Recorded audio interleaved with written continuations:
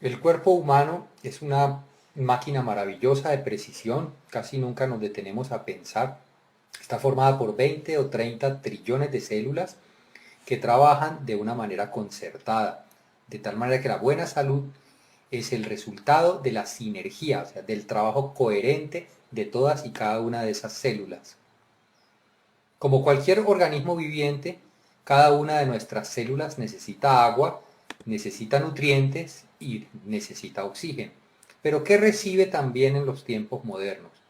Con el agua estamos incorporando cloro, flúor, óxido de hierro, sulfato de aluminio. Con los alimentos, pesticidas, preservantes, colorantes, compuestos de drogas farmacéuticas. Y con el aire respiramos un cóctel muy peligroso de monóxido de carbono, de óxido de nitrógeno y de óxido de azufre, etcétera. Desde que comenzó la revolución industrial 200 años atrás, hemos fabricado más de 112.000 productos que reciben el nombre de xenobióticos, que quiere decir ajenos a la vida. Y resulta que nuestros organismos sencillamente no saben qué hacer con muchas de esas moléculas que producimos y que estamos incorporando. Además se suma que cada vez estamos más expuestos a las radiaciones electromagnéticas. Esta información proviene de unos artículos del Departamento de Estado en Estados Unidos. Ellos hablan de más de 70.000 sustancias químicas artificiales en productos que usamos corrientemente y en la aparición e introducción a los mercados de 1.000 sustancias nuevas cada año. Podemos encontrar fácilmente alrededor de 700 químicos industriales en un cuerpo humano. Y en 2.500 exámenes de sangre se encontraron porcentajes muy altos de 148 productos químicos. Y la Escuela de Salud Pública de la Universidad de Columbia estima que el 95% del cáncer es causado por dietas que contienen cantidades excesivas de toxinas.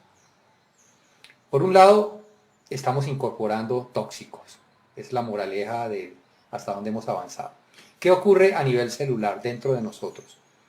Dentro de cada una de nuestras células hay unos organelos que se llaman mitocondrias.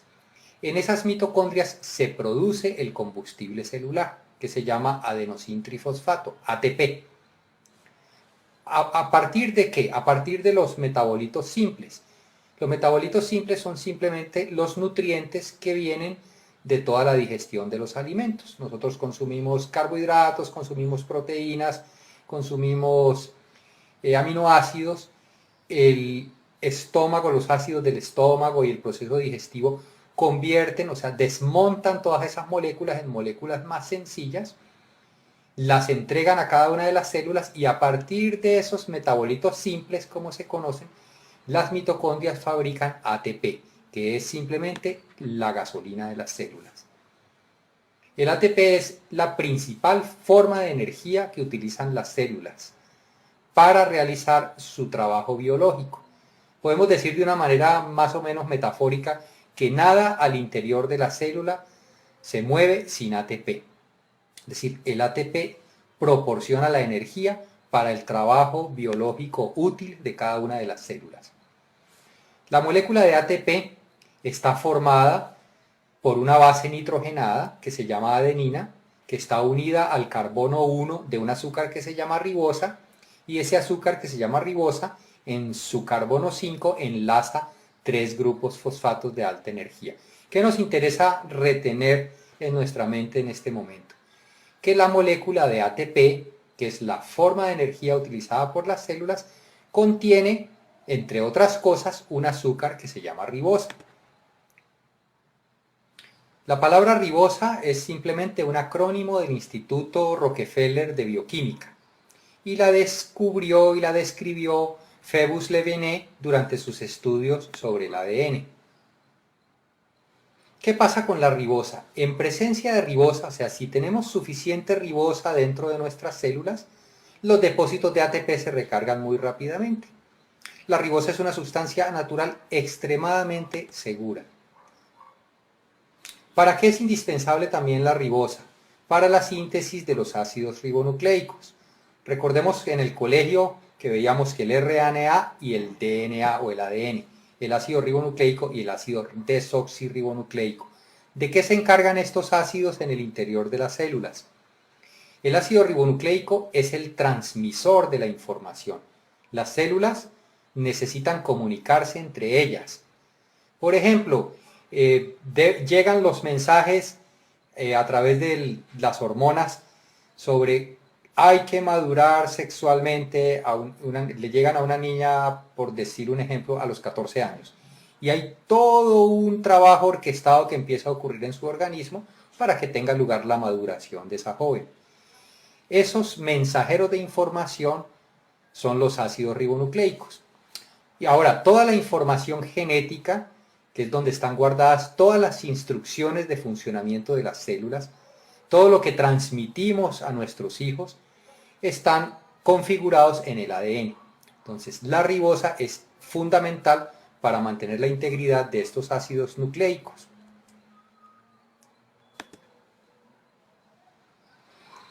Ahora, en ese proceso de producir energía, las células convierten esos metabolitos simples en ATP y para eso necesitan oxígeno. Esa reacción química se llama oxidación. Durante la oxidación, algunos átomos del oxígeno que utilizamos, alrededor de un 5 o 7% de esos átomos, pierden un electrón y se tornan muy reactivos. Esos oxígenos tenían 8 electrones en su órbita externa, pierden uno, quedan con 7 electrones y se vuelven muy agresivos, con una capacidad muy grande de oxidar. Esos átomos de oxígeno reactivo necesitan robar un electrón para equilibrarse. Entonces, ¿qué empiezan a hacer alrededor? A causar daños. Estos átomos de oxígeno reactivo inicialmente reciben el nombre de radicales libres. Hay varias generaciones de radicales libres, cada vez más agresivas la una después de la otra. La primera generación de radicales libres se llama radical superóxido y son potencialmente peligrosos. ¿Por qué? Si no se neutralizan oportunamente, generan una reacción en cadena conocida como estrés oxidativo. El organismo tiene un balance muy delicado entre la oxidación y la reducción. En un proceso de oxidación, ¿qué ocurre? Una entidad química entrega electrones, o sea, pierde electrones. Esa entidad se oxida. La otra recibe electrones. Esa entidad se reduce. Ahora, el estrés oxidativo ocurre cuando la capacidad del organismo de neutralizar sus radicales libres es menor que la producción de esos radicales libres. Es decir, empiezan a ocurrir como pequeños fuegos dentro de la célula. Si esos fuegos no se apagan oportunamente, pues forman un incendio. El estrés oxidativo es el incendio que empieza a desbordarse dentro de nosotros mismos. Y ese estrés oxidativo puede dañar muchas moléculas de los lípidos, que son las grasas, que cubren las membranas celulares, de las proteínas que hacen parte de las proteínas que hacen parte del ADN.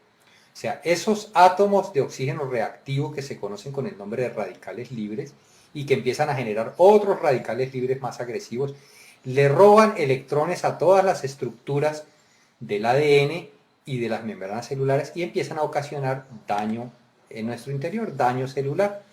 Este es un listado de especies reactivas de oxígeno y de especies de oxígeno y nitrógeno reactivas, es decir, de radicales libres, que arrancan como radicales superóxidos y van evolucionando hacia formas químicas cada vez más agresivas, cada vez capaces de causar daños más contundentes dentro de nuestras células. Leíamos que cada día nuestras células soportan el ataque de 10.000 a 1.000.000 de radicales libres. ¿Qué ocurre, por ejemplo, con un deportista? Un deportista de alto rendimiento o una persona que haga ejercicio intensamente en algún momento. Está utilizando 10 o 15 veces más moléculas de oxígeno. Entonces está produciendo 10 o 15 veces más radicales libres. Los buzos, por ejemplo, los buzos están respirando aire a presión. Cuando están a 10 metros están utilizando aire a 2 atmósferas. Cuando están a 20 metros a 3 atmósferas. Entonces están utilizando mucho más moléculas de oxígeno que si respiraran normalmente en la superficie. Entonces, al menos teóricamente, están produciendo mucho más radicales libres. Los montañistas tenemos una presión parcial de oxígeno mucho menor en las alturas, porque la presión atmosférica es menor. Hay un fenómeno fisiológico que ocurre cuando estamos subiendo la montaña. Se llama respuesta hiperventilatoria a la altitud. Es decir, respiramos más veces para tratar de mantener nuestra presión de oxígeno arterial en unos niveles razonables. Entonces empezamos a consumir muchas moléculas de oxígeno y por lo tanto a producir mucho más radicales libres. Entonces, ¿qué ocurre cuando se desborda esa producción de radicales libres? Cuando esa producción de radicales libres desborda la capacidad del organismo de neutralizarlos, entramos en una fase de estrés oxidativo. ¿Y qué es el estrés oxidativo? El estrés oxidativo es el que dispara la inflamación. O sea, estrés oxidativo al final significa inflamación celular. Y muchas enfermedades comienzan como inflamación. Pensemos de dónde viene. Inflamación viene de la palabra latina flama, que significa fuego. La inflamación a nivel celular es como un fuego interior. Si esa inflamación no se neutraliza, no se apaga, sencillamente quema, destruye. ¿Qué ocurre cuando esa inflamación celular empieza a destruir las células y las células se ven obligadas a regenerarse una y otra vez y otra vez y otra vez? Resulta que dentro de las células, en la parte terminal de los cromosomas, existen unas estructuras que se llaman telómeros. Esos telómeros son los relojes que determinan el número de veces que cada célula puede replicarse, o sea, puede regenerarse. Entonces, cuando los radicales libres causan daños al ADN, empiezan a acelerar estos relojes biológicos. O sea, las células en su proceso de regenerarse una y otra vez, aceleran lo que se llama la apoptosis celular, que es una muerte celular programada. Cada célula tiene un programa en el cual le permite replicarse, regenerarse un determinado número de veces, como las 7 vidas del gato, para poner un ejemplo. Esas 7 vidas del gato se pueden consumir de una manera muy acelerada si estamos experimentando estrés oxidativo una y otra vez. O pueden simplemente gastarse de una manera mesurada y en tal caso tenemos un envejecimiento progresivo y no un envejecimiento degenerativo. El estrés oxidativo acelera los procesos degenerativos asociados al envejecimiento. ¿Por qué? Porque empieza a dañar las células, a obligarlas a regenerarse rápidamente una y otra vez y otra vez. ¿Qué daños genera el estrés oxidativo dentro del organismo? Puede promover la formación de tumores porque causa daños al DNA donde está guardada la información genética. Puede activar los ácidos procarcinógenos y puede alterar todos los sistemas antioxidantes del organismo, los que utilizan la vitamina C, los que utilizan la vitamina E. Hay ciertas emociones que también pueden desencadenar estrés oxidativo. Todos hemos experimentado cómo nos desgasta una angustia, cómo una rabia nos deja incluso con el sistema inmune bajito. Nos enfermamos fácilmente después de experimentar estrés, después de experimentar angustia. Pero, digamos, hasta ahora hemos tenido un panorama de cómo nos intoxicamos desde afuera y cómo también nosotros mismos producimos una forma de contaminación interior que se llama radicales libres. La naturaleza es muy sabia y ella balancea las cosas. O sea, para neutralizar los radicales libres, que son subproducto de nuestra producción de energía, y para desintoxicar las células, el organismo fabrica un antioxidante llamado glutatión. Le hemos puesto un antioxidante multipropósito porque cumple muchas tareas. El glutatión fue descubierto en 1888 por un científico francés, de Raifaide. Sin embargo, nosotros no habíamos oído hablar de glutatión. Más adelante vamos a ver por qué, si es tan importante, no sabíamos nada de glutatión, más allá de las comunidades de científicos. El glutatión está formado por 3 aminoácidos: glicina, glutamina y cisteína. O sea, el glutatión se produce dentro de cada una de nuestras células.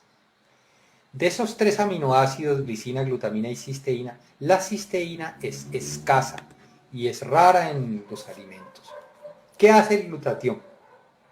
El glutatión tiene la habilidad de entregar un electrón de hidrógeno y neutralizar muchas formas de radicales libres, sin convertirse él a su vez en un radical libre. Recuerden que hablábamos de esos oxígenos reactivos que han perdido un electrón y necesitan recuperarlo. La molécula de glutatión le entrega un electrón de hidrógeno y equilibra nuevamente esos oxígenos reactivos o esas otras formas de radicales libres. Pero a su vez, él no se convierte en un radical libre por perder ese electrón, porque inmediatamente se junta con otra molécula de glutatión, forma disulfuro de glutatión y mediante una reacción química que se llama, por el uso de una enzima que se llama glutatión reductasa, recupera otra vez su forma de glutatión reducido. Hay una medida de inflamación celular que es una ecuación, es la glutatión oxidado contra glutatión reducido. Si es más alto los niveles de glutatión oxidado, el organismo está experimentando un estrés oxidativo bastante intenso. ¿Qué sabemos sobre glutatión?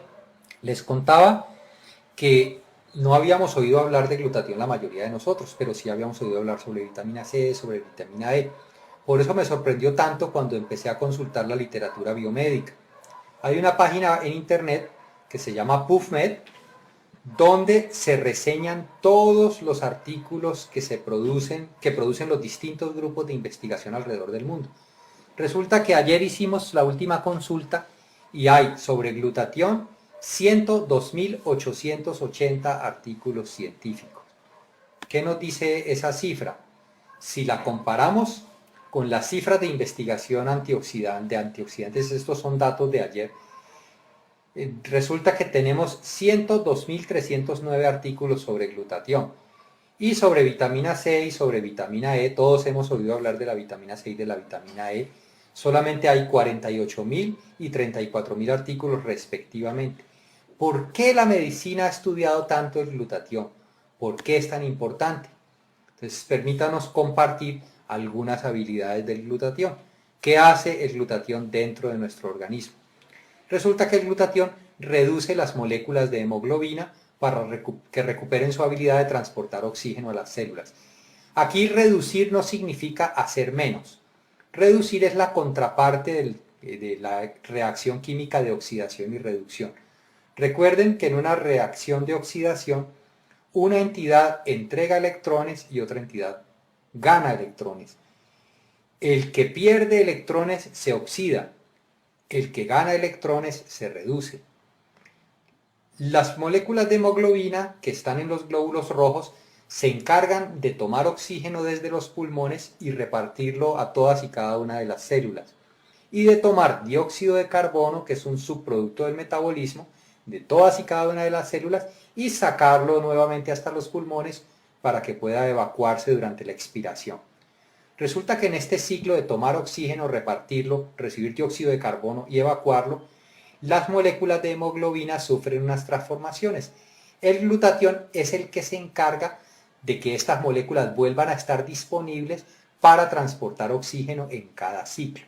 Es decir, sin glutatión ni siquiera podríamos aprovechar el oxígeno que tomamos durante nuestra respiración. ¿Qué otras cosas hace el glutatión? Es importante para la producción de linfocitos. Los linfocitos, recordemos, son los glóbulos blancos.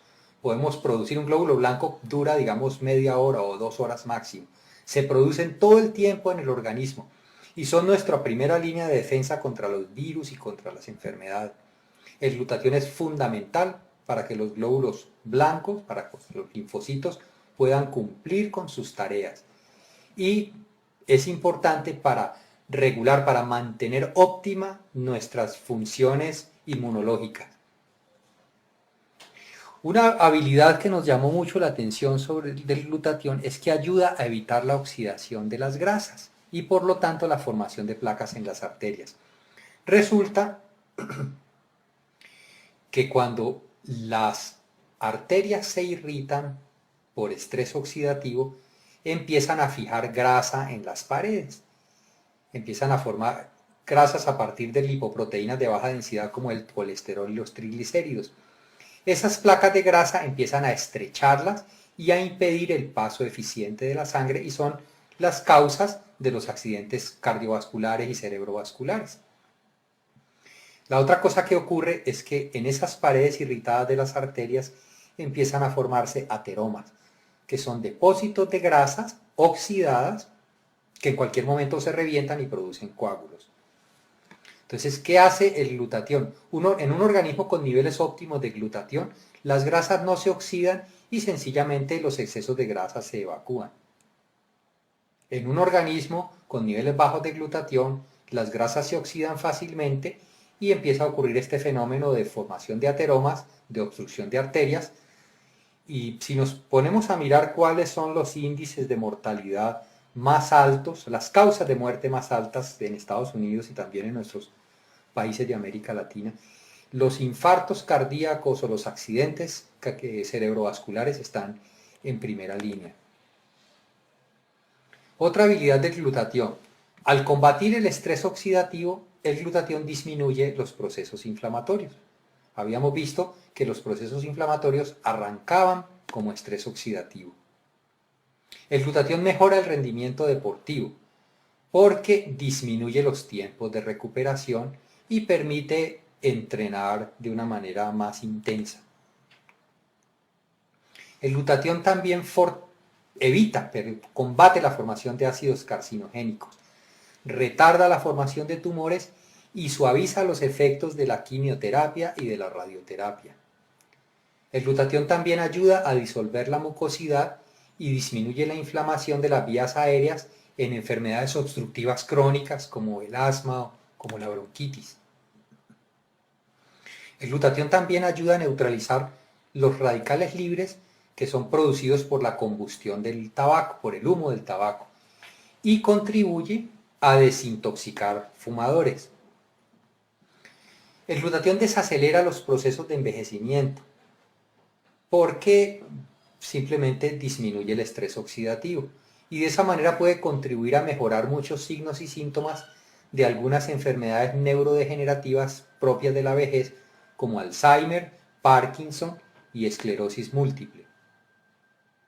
El glutatión también desintoxica ciertas sobredosis de drogas y una gran variedad de solventes, pesticidas y herbicidas. Nos llamó mucho la atención encontrar, por ejemplo, que el acetaminofén, que es un químico que se utiliza corrientemente para los dolores, sea tan tóxico. Encontramos muchísimos artículos sobre la toxicidad de acetaminofén.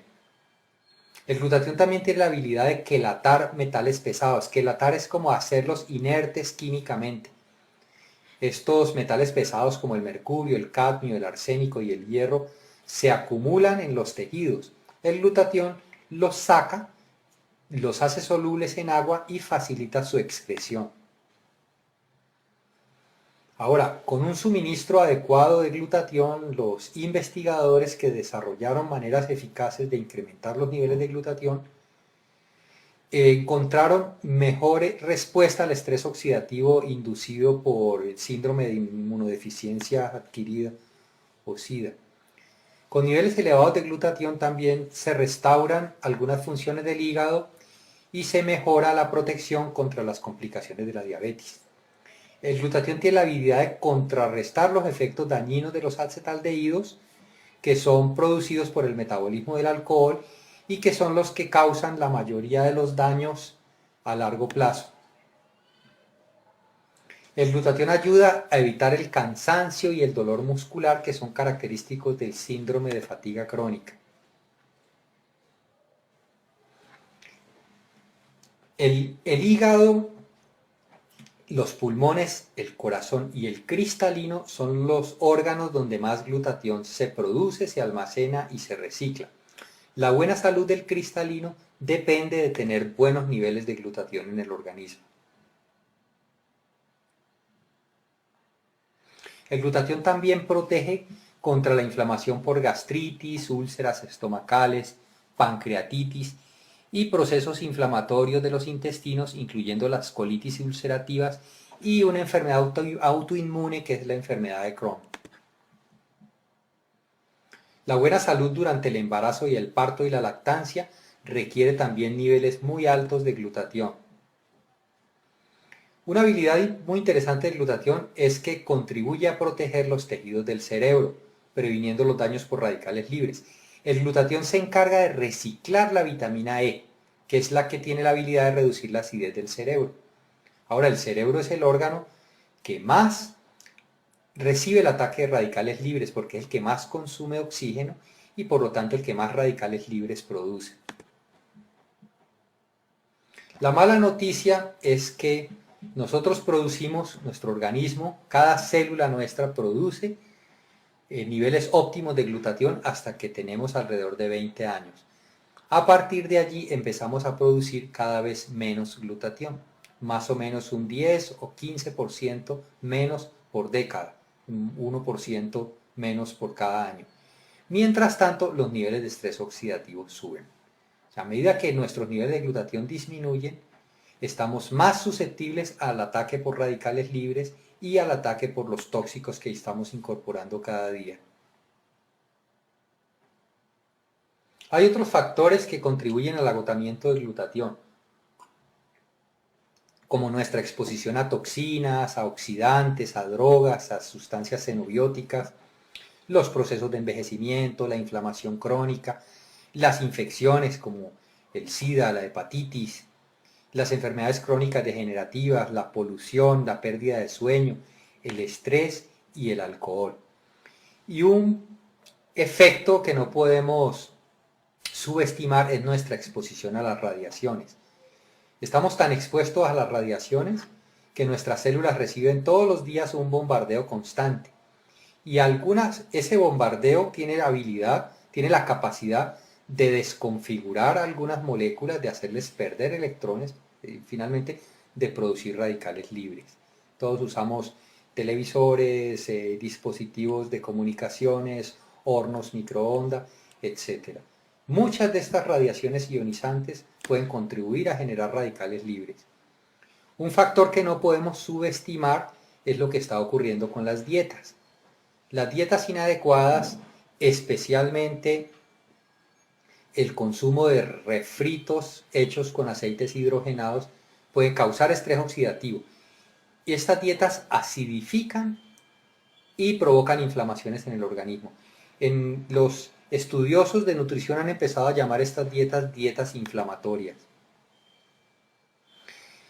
En resumen, hay más de 74 enfermedades asociadas a los bajos niveles de glutatión. Tenemos desde enfermedades cardiovasculares, pulmonares, neurológicas, oftalmológicas, inmunológicas, infecciosas, reumatológicas, oncológicas, dermatológicas. Si los niveles bajos de glutatión, esto está ampliamente documentado en la literatura médica. 74 o más enfermedades asociadas a los niveles bajos de glutatión. Ahora, ¿qué beneficios puede esperar un organismo al incrementar los niveles de glutatión? Se disminuyen los procesos inflamatorios, el organismo recupera la habilidad de desintoxicarse de metales pesados y de muchas sustancias químicas y de toxinas y de prácticamente todos los radicales libres conocidos. Los niveles altos de glutatión fortalecen el sistema inmunológico, incrementan los niveles de energía, aceleran la recuperación después del ejercicio extenuante, permiten incrementar los niveles de ejercicio, desaceleran los procesos de envejecimiento, mejora las funciones cardíaca, pulmonar, hepática y renal, incrementa la concentración y la claridad mental y mejora la recuperación del organismo durante el sueño. Ahora, ¿por qué ocurren por qué estos beneficios? O sea, no es que simplemente nos parece, eso se puede documentar, se puede probar con exámenes de laboratorio, aquí hay, digamos, algunos indicadores. Resulta que cuando se suben los niveles de glutatión, se incrementa significativamente el factor de crecimiento insulínico. El factor de crecimiento insulínico está implicado en la desaceleración de la muerte celular programada. O sea, un factor de crecimiento insulínico alto significa una desaceleración de esa muerte celular y por lo tanto una desaceleración de los procesos de envejecimiento. Cuando se incrementan los niveles de glutatión, se aumenta la producción de la dehidroepiandrosterona, que es la prohormona de la juventud. O sea, Con niveles altos de glutatión, lo que ocurre es una revitalización impresionante del organismo. Esta dehidroepiandrosterona es un marcador de vigor, es un marcador de organismos saludables, de organismos jóvenes, por decirlo de alguna manera. Otra cosa que ocurre cuando se suben los niveles de glutatión es que disminuye significativamente el factor de necrosis tumoral.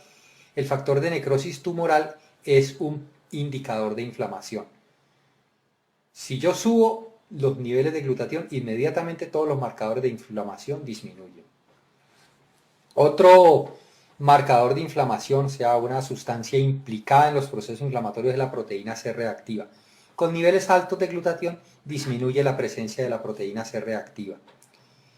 Y con niveles altos de glutatión se regula la activación del NF-κB, que es factor nuclear potenciador de las cadenas ligeras kappa de las células beta reactivas. Este nombre tan complicado es una sustancia que está implicada en muchas patologías crónicas y degenerativas y en el desarrollo inmune inadecuado. Pues resulta que el glutatión regula la actividad de esta sustancia. Esto puede medirse en exámenes de laboratorio, puede comprobarse la veracidad. Esto es una lista de químicos que son solubles en grasas y que son difíciles de desintoxicar, pero que el glutatión tiene la habilidad de desintoxicarlos. ¿Cómo nos exponemos a esos químicos? Simplemente comiendo papas refritas en la calle, exponiéndonos a efluentes industriales, respirando humo de los vehículos, humo de cigarrillos, de asadores, de exhaustos de vehículos, exponiéndonos a algunas ropas, algunos desinfectantes, algunos